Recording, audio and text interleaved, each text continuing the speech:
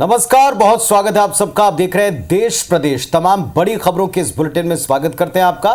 छत्तीसगढ़ का अपडेट दूंगा मैं पुनीत पाठक। नमस्कार, मैं हूं आप सभी के साथ रचना नितेश और इस बुलेटिन में देश की तमाम बड़ी खबरों से आपको मैं करूंगी अपडेट। और मैं हूं आपके साथ राहुल सौमित्र। मध्य प्रदेश की तमाम बड़ी खबरों से अपडेट करने का काम मैं करूंगा। अब रुक करते हैं राष्ट्रीय खबरों की ओर। यूपी के संभल में हुई हिंसा के बाद इंटरनेट सेवाओं को फिलहाल बंद कर दिया गया है। इसके साथ ही स्कूल कॉलेजेस को भी आज बंद रखा गया। कल मस्जिद के सर्वे के दौरान दरअसल हिंसा और पत्थरबाजी की घटना हुई थी, जिसमें गोली लगने की वजह से 4 लोगों की मौत हो गई थी, जबकि पत्थरबाजी में 20 से 25 पुलिसकर्मियों के घायल होने की भी खबर सामने आई थी। कोर्ट के आदेश के बाद मस्जिद का सर्वे हो रहा था और इसी दौरान भीड़ ने पुलिस पर कल हमला कर दिया था। उपद्रवियों ने पुलिस की गाड़ियों में आग भी लगाई थी। तस्वीरें भी आप देखिए कि किस तरह से यहाँ पर हिंसा हुई थी। हिंसा आगजनी में 4 लोगों की जान गई है। पुलिस ने इस पूरे मामले में भीड़ को उकसाने के आरोप में संभल के सांसद जियाउर रहमान पर केस दर्ज कर लिया है। इसके साथ ही स्थानीय विधायक के बेटे सोहेल पर भी एफआईआर दर्ज हुई है। पुलिस कमिश्नर ने कहा है कि पत्थरबाजों पर एनएसए के तहत कार्रवाई होगी। हमले के आरोप में अब तक कुल 21 लोगों को हिरासत में भी लिया जा चुका है। वहीं यूपी के पूर्व सीएम अखिलेश यादव ने इस मामले में कहा कि चुनावी धांधली को छिपाने के लिए हिंसा का सहारा लिया गया है।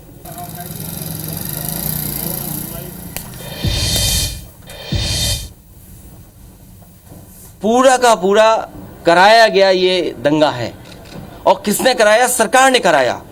क्योंकि सरकार जो बेईमानी कर रही थी, सरकार जिसने वोट लूटा, सरकार ने जिसने मशीन पर ईवीएम की बटन बार बार पुलिस से दबाई, प्राइवेट ड्रेस में पुलिस लगाई, उस चुनाव में इनकी धांधली, इनकी चोरी न पकड़ी है। इसलिए जानबूझ करके संभल में घटना कराई है।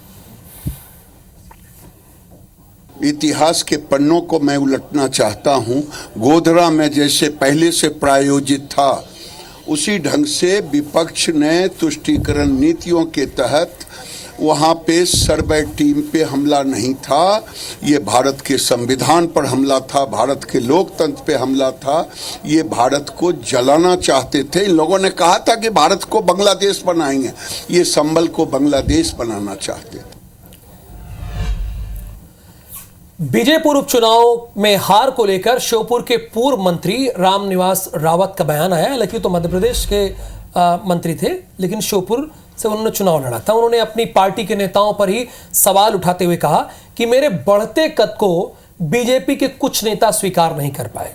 बीजेपी के कुछ नेताओं को लगा कि मेरे आने से उनका सब खत्म हो जाएगा, इसलिए उन लोगों ने जनता को बरगलाया, भ्रमित किया।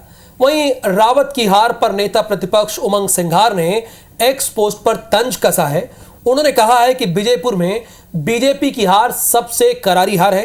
बीजेपी अपने कैबिनेट मंत्री को नहीं जिता सकी है।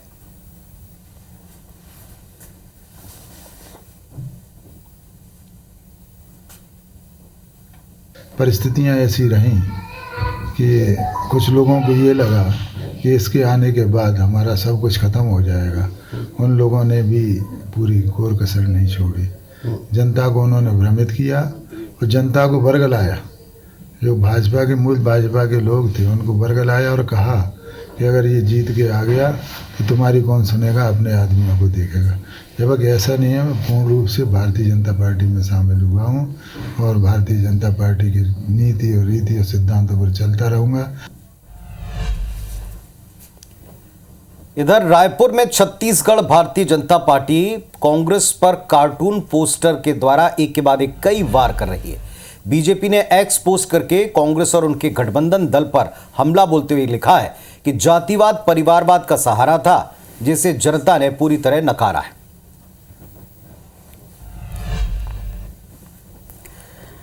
संसद के शीतकालीन सत्र की आज हंगामेदार शुरुआत हुई है। राज्यसभा में सभापति जगदीप धनखड़ और लीडर ऑफ अपोजिशन मल्लिकार्जुन खड़गे के बीच जोरदार बहस देखने को मिली। दरअसल सदन की कार्रवाई के दौरान सभापति धनखड़ ने कहा कि हमारे संविधान के 75 साल पूरे हो रहे हैं, उम्मीद है कि आप मर्यादा रखेंगे।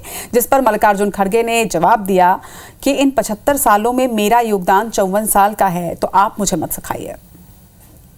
No, it's a very important sir. देखिए, you are questioning ruling of the chair. If you suspend today's business, we can explain because the Adani. 1 second, sir. Raipur में हालिया उपचुनाव और बढ़ते अपराधों पर विधायक अजय चंद्राकर का बयान आया। उन्होंने कहा कि कांग्रेस को चुनाव नतीजों से कोई फर्क नहीं पड़ता है, क्योंकि वो सिर्फ गांधी परिवार की चाकरी में लगे हैं। कांग्रेस नेताओं का काम आपसी लड़ाई है। राजधानी में अपराध के मुद्दे पर कहा, किसी प्रकार का अपराध मंजूर नहीं है। पुलिसिंग में सुधार करने का प्रयास किया जा रहा है, परिणाम जल्दी दिखेंगे। छत्तीसगढ़ सरकार उसके बजट के ऊपर अजय चंद्राकर ने कहा कि तैयारी शुरू हो चुकी है। मोदी की गारंटी प्राथमिकता में है। रायपुर दक्षिण उपचुनाव के बाद मंत्रिमंडल विस्तार की अटकलों पर कहा कि ये मुख्यमंत्री का विशेष अधिकार होता है।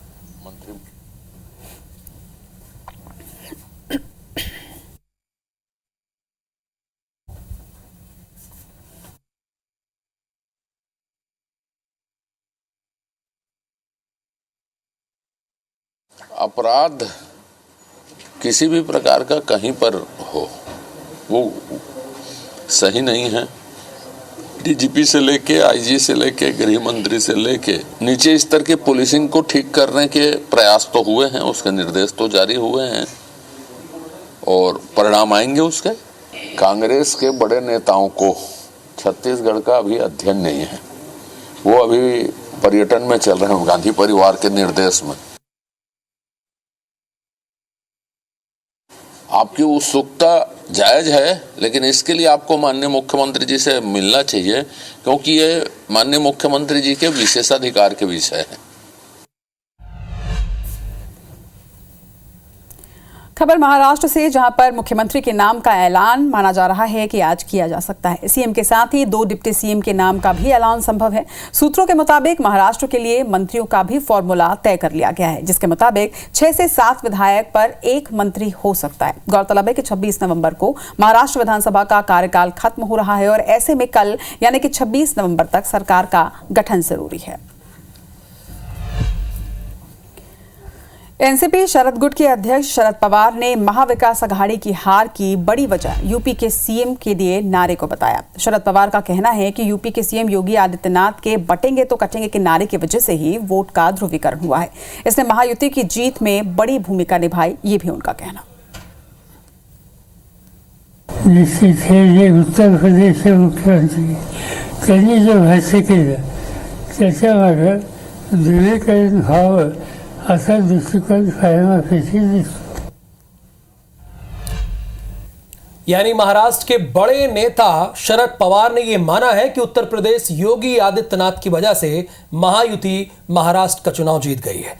लेकिन मुरैना में क्या हो रहा है वो मैं आपको बताना चाहूंगा। सुमावली में पटाखे बनाते समय विस्फोट हो गया है। विस्फोट के बाद मकान में दरार आ गई है। घर में अवैध रूप से ये लोग पटाखे बना रहे थे। पुलिस ने घर से पटाखे और सामग्री को बरामद कर लिया है। सुमावली पुलिस अब इस पूरे मामले की जांच पड़ताल कर रही है कि ये कहां पटाखे सप्लाई करते थे, कब से पटाखे बना रहे थे, ये सारी जानकारी वो फिलहाल इकट्ठा कर रही है। क्या कहोगे बताओ।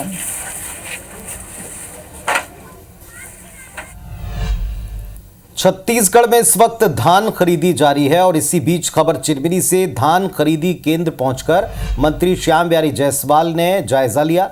अपने गृह ग्राम रतनपुर में खरीदी केंद्र पर पहुंचकर उन्होंने पड़ताल की व्यवस्थाओं की। केंद्र की मौजूदा खरीदी प्रभारी और किसानों से मिलकर बातचीत भी की है। मंत्री श्याम बिहारी जायसवाल कहते हैं, कांग्रेस राजनीतिक रोटियां इस पर न सेके। हम 3100 रुपये में 21 क्विंटल धान खरीदने के लिए संकल्पित हैं। कांग्रेस 1,05,000 टन से ऊपर खरीद नहीं सकी, जबकि भाजपा सरकार बनते ही 145 लाख टन का एक रिकॉर्ड कायम हुआ। ये केवल राजनीतिक रोटी सेकने का काम कर रहे हैं। जब इनकी सरकार थी तो इन्होंने किस प्रकार से खरीदी किया कि किसानों का 1,05,000 मीट्रिक टन से ऊपर ये नहीं खरीद पाए। लेकिन हमारी सरकार पिछले बार प्रदेश का रिकॉर्ड 145 लाख मीट्रिक टन धान छत्तीसगढ़ में खरीदी है। किसानों को 3100 रुपये प्रति कुंटल और 21 कुंटल प्रति एकड़ खरीदी के लिए हम संकल्पित हैं। हम धान खरीद रहे हैं और खरीदेंगे। खबर ग्वालियर से है। पीएचई ठेकेदार से दिन दहाड़े लूट हुई है। बाइक सवार 2 बदमाशों ने इस वारदात को अंजाम दिया है। 5 लाख रुपए लूटकर बदमाश फरार हो गए। बैंक से पैसे निकालकर ठेकेदार जा रहा था। पुलिस ने चारों तरफ नाकेबंदी कर दी है, यानी बदमाश कभी भी पकड़े जा सकते हैं। विश्वविद्यालय थाना रोड के पटेल नगर रोड में यह वारदात हुई है, जहां पर दिन दहाड़े एक ठेकेदार से 5 लाख रुपए लूट लिए गए हैं।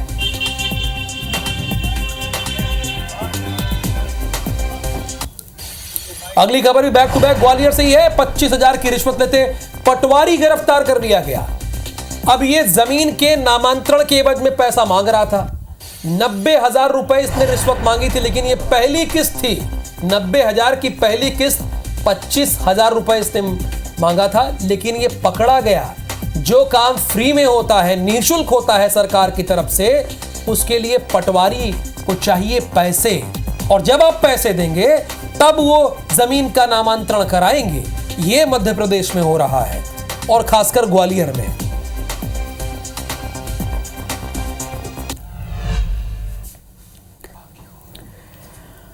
मुंबई के पास ठाणे में फार्मा फैक्ट्री में भीषण आग लगी है, जहां देर रात आग लगने से फैक्ट्री में भारी नुकसान की आशंका जताई जा रही है। हालांकि गनीमत ये रही कि इसमें किसी तरह की जनहानि की कोई खबर निकलकर सामने नहीं आई है। फिलहाल दमकल ने आग पर काबू पा लिया है और आग लगने का कारण अब तक अज्ञात बताया जा रहा है।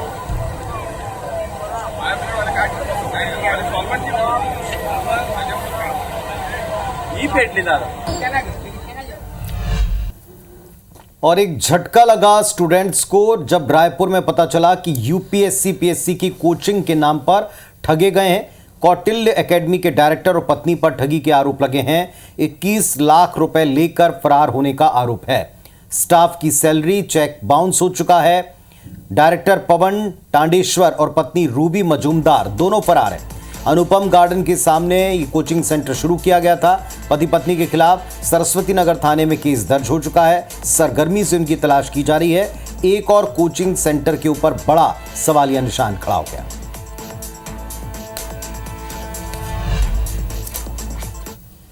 तो देश प्रदेश में फिलहाल इतना ही। हम तीनों को इजाजत दीजिए।